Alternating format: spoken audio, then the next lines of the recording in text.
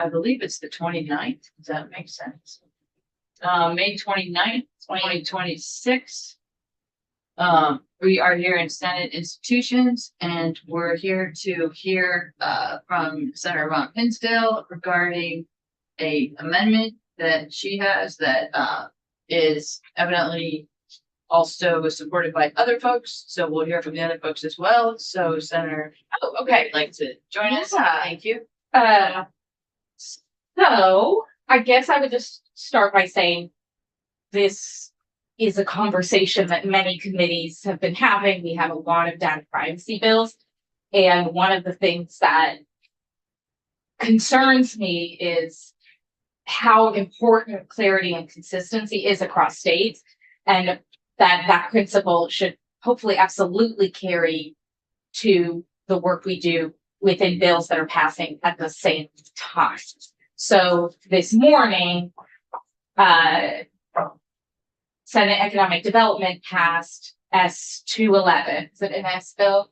H211, data brokers. Many people who fall under, Not data brokers. yes, data brokers, Okay, because there was the other one too. ed tech. Okay. We added ed tech to that bill. So we have genetic data privacy. We have, and even today, I love my chair. She was talking about eye scans and saying genetic data. Three of us looked at each other and said, that's biometric data. Like, there's a lot of ways I wish I didn't know this much about data privacy at this point, but it's so important that we're precise in our language, because Sure. people all over the country have to look at our laws and make sense of that. So we passed a definition of publicly available information that our committee agreed on. And as I understand it, it is a reciprocal definition that exists elsewhere in the country. Vermont Country Store emailed us about this as well. They have long been part of a national consortium of businesses who look at online data privacy. And just like in tax policy, consistency is paramount. Anytime there's a conflict, you're kind of jeopardizing, I would say you're jeopardizing the integrity of your policy that you're putting forward. If they have to look in both places, which, as Rick explained to us this morning, that many people who fall under both bills would have to look in both places, they will see conflicting definitions and they will not know which one leads. Now, Rick might also point out to you, because we made this decision intentionally, that the third place that a stronger definition of publicly available information appears is in the kids code. And on my part, at least, it was a conscious decision to leave a stronger definition in the kids code, because we have all unanimously agreed over many biennia that we are trying to prohibit the transfer of data of children. That there is no way they could have consented to the transfer of their information, especially sensitive information. And so we did not seek to harmonize the definition in the kids code, but we are seeking to harmonize the definitions of data, publicly available data in both of those bills, because currently they conflict. Okay.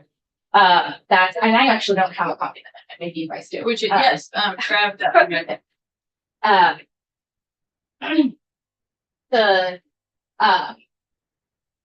The second instance of amendment is hard to understand just by looking at the plain language, but I guess this is a bigger topic for me, in that having been through a lot of experiences on the data privacy bills, there are groups that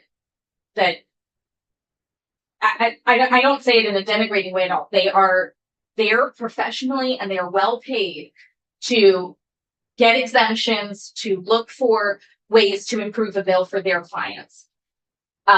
It is my sense, and I think we're seeing that in the reclarification from the nonprofit community of how they felt they experience their interactions in House Commerce, that everyone's saying, well, if the nonprofits are the odd people out, they're on their own. A lot of other groups got their, had negotiating power like the chamber, or got their exemptions, and it basically said, I'm not going to be the one to keep fighting on this. Now, Common Good has been around for several years, and they really grew out of the pandemic because we didn't have a collective voice for nonprofits in the State House. That does not mean that, number one, they have presence in the building every day, nor are they in a position in a very short period of time that we've all had this bill to try and do the Herculean work of getting all perspectives from nonprofits. So, hi, I was just getting to the nonprofit part. So what I think is very concerning for the Senate as a chamber, as a precedent, is that we would get a bill that we have in our possession for roughly 2 days and not hear from one of the groups that's most impacted, that is now characterizing their ability to be heard and have their needs met as having a big gap. I'm not going to go home to my constituents and say, I'm not sure how sensitive data applies to you. I'm not sure what it means to collect demographic information, because we've asked a lot of our nonprofits to collect demographic information. I'm not sure how much this will cost you. I'm not sure if you're impacted if you have Vermont consumers or if you are a nonprofit in Vermont. I'm not sure. And I haven't heard from any nonprofits who feel like they have a good handle on what they're being asked to do in the next 18 months and at what expense. Okay. So the second instance of amendment exempts all nonprofits. I think even they are willing to compromise somewhere on the amount of runway that they have, but I can't in good conscience ask nonprofits with everything they are facing right now. And I know there might be some that we think are big and sophisticated, and maybe we don't like their work, but we have 6,300 nonprofits in the state of Vermont. We also don't know, I'm not sure if this captures nonprofits in other states. I think it does. That's an interesting number. 6,300. Okay. Common Good certainly didn't get a chance to talk to more than a handful. Do you know how many businesses we have? Total. I feel like I knew that number at one time because there's different types of businesses. I don't know. I don't know, But like spells proprietors or okay. somebody. Because I suspected the nonprofits that would overlap with businesses, but that's all right. Just I mean, they would all be defined differently. A B or right. Like yeah. what they do. I might guess it's like 30,000, but I could just say that up. We have a lot of small businesses, Right. and then not very many large businesses. Right. So having the chamber at the table meant that they could get into all of the details about who does this impact in the business community, who should have a special exemption, what thresholds matter to who. 3,000 threshold for sensitive data. You aren't going to get a lot of for-profit businesses that should be collecting demographic information or sensitive information. Most nonprofits are collecting sensitive information so they can help people. And how do you come to that conclusion? I would say for the last 14 years that I've been here, we've been asking them how many people of different genders and backgrounds and races and cultures are you serving? What kind of work are you doing with them? How many of this community participate in your program? There was a big culture also peaking in the pandemic of seeking out demographic information. Totally. And frankly, I also speak as somebody who worked in the nonprofit with the largest number of files on record. The Steps to End Domestic Violence, it used to be called Women Helping Battered Women, and I was the legal director. It is one of the longest running nonprofits in the state, and it sadly has thousands of files. I don't know how, I can't go to them and tell them how this impacts They them. are, but you know what? I don't know if they're exempt. Like we have 2 hours or something to discuss this. Okay. All right. I guess my question would be, that the runway that is set up Mm-hmm. gives us an opportunity to fix something that we didn't fix.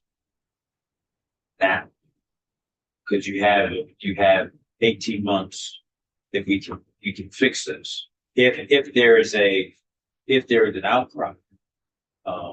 So I don't think that's long enough. I will just say, if 18 months Well, invested it's in the 18 life month- of 18 a month, nonprofit. I'm sorry, I didn't mean Yeah. to interrupt, because it was a little disingenuous when I said that 18 months and then an additional 18 months to cure, so it's 3 years. Okay, but it's 18 months to comply. Right. So we don't know how much money we're asking them to spend. We don't know exactly how our definitions align with their mission and their work. And 18 months is one legislative session in the first year of the biennium. We also can't control what the next legislature does. So I have just had a bigger concern as we lose more and more people who have been institutions in this building of the kinds of contingencies or promises we make for a future legislature. The nonprofit community has no reason to trust that. And they have looked at us lately and have no reason to trust it anyway. But there's nothing that binds them to do that. So unless we made it contingent and said it exempts nonprofits until we provide the technical assistance to help them to apply, I could support that, or I could support giving them an extra 2 years.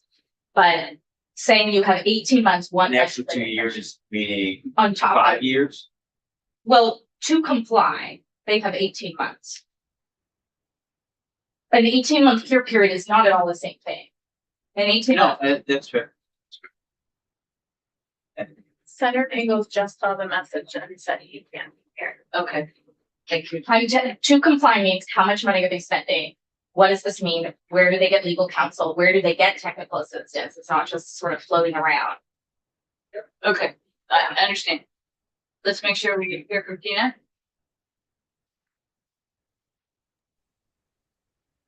Are you ready? Sorry, I don't want to interrupt. Yes, I thank apologize for the informality. I have a sinus infection, so I'm not all dolled up. But thank you for giving me some time to speak today. We totally support the legislature's, desires and goals around data privacy, and we follow industry okay. standards. Can you Excuse not me hear? just 1 second. Tina. If you could please identify yourself for the record. Oh, I apologize. Sure. I Yeah. just want to thank you for being able to come here on such short notice. Oh, of course. Yeah. Tina Zook. I'm the Government Relations Director for the American Heart Association in Vermont. I'm in Colchester.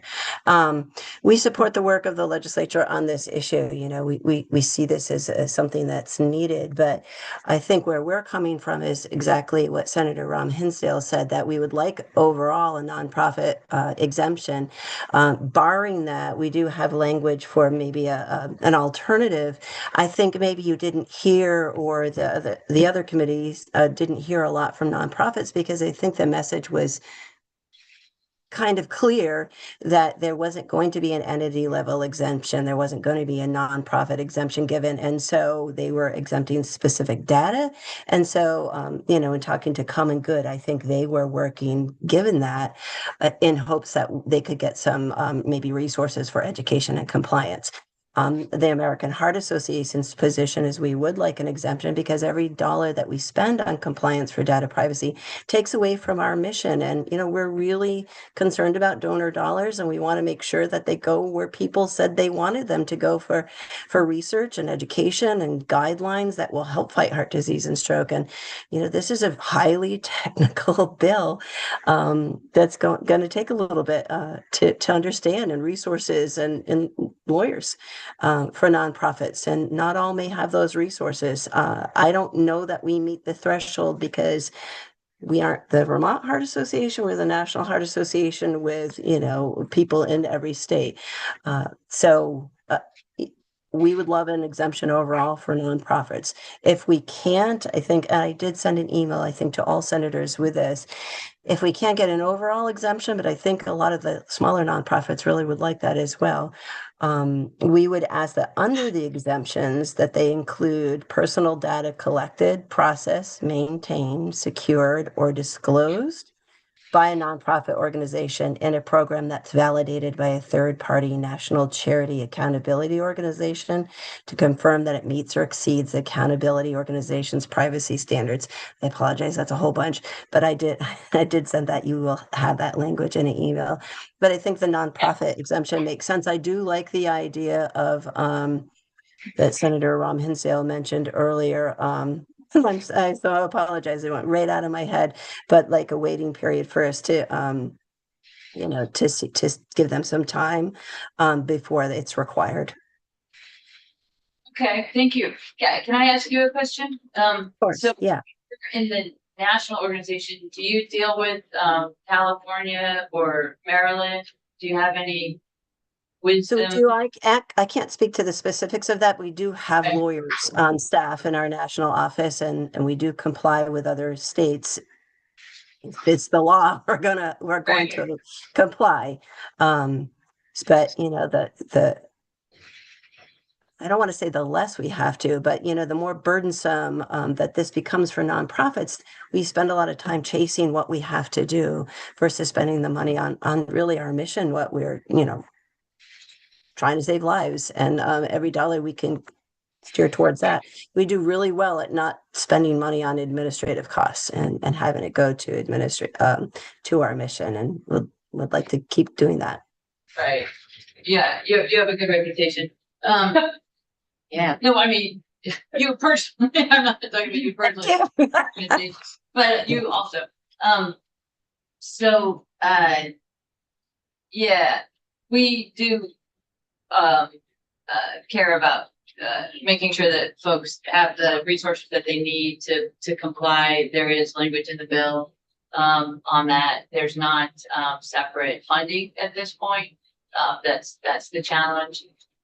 What is the There may language? change. It's, early in the bill, but just. Like so, an intent? Yes. That's my understanding. Okay, does anybody else have any questions or? So how many, do you know how many folks you process the data of in Vermont? I do not because I don't know that. Okay. All right. Well, as we go through this process, which will be a multi-year process, please stay in touch. And if you have suggestions, more suggestions, that would be wonderful.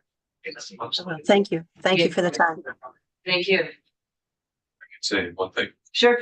Senator Tom Chittenden, I just want to say, my impression from the discussions that we've had down the hall is that the vast majority of states with comprehensive data privacy laws, including California, as well as Connecticut, New Hampshire, do exempt nonprofits. And so it seems that Maryland might be the exception that doesn't exempt them. But for me, I would just echo a lot of what I just heard there. And that's why I think this is worth considering, if not giving a longer time period for just nonprofits. We're not talking about everybody, we're just talking about nonprofits. Or at least be more consistent with our neighbors. It seems to be well worth considering, right, by this group that wants to be heard. Okay. It is worth considering. Thank you. Anything else? The other person. These What were did you not, want to make? Tina was Snyder of the people. Okay. I understood that there was another person who patient recommended, but she is not, she's not connected to the internet. They cleared their mornings, and then they tried to make time in the afternoon. That was Emma Paradise from Comic Good Vermont and Jesse Bridges from United Way. Full disclosure, United Way is holding a lot of riskier funds for entities that can't hold them themselves, especially risky in this political environment. We have just hit maybe I shouldn't say it in public, but we are scraping the 1 million mark on the Vermont Immigration Legal Defense Fund. And anyone right now that has to comply with this. $40,000, which was the figure we heard from California for an entity several years ago. $40,000 is a lot. Sure, sure. Yeah, so it's also critical that data, especially data like that, be carefully handled. So, okay, I am good. Anybody else? All right.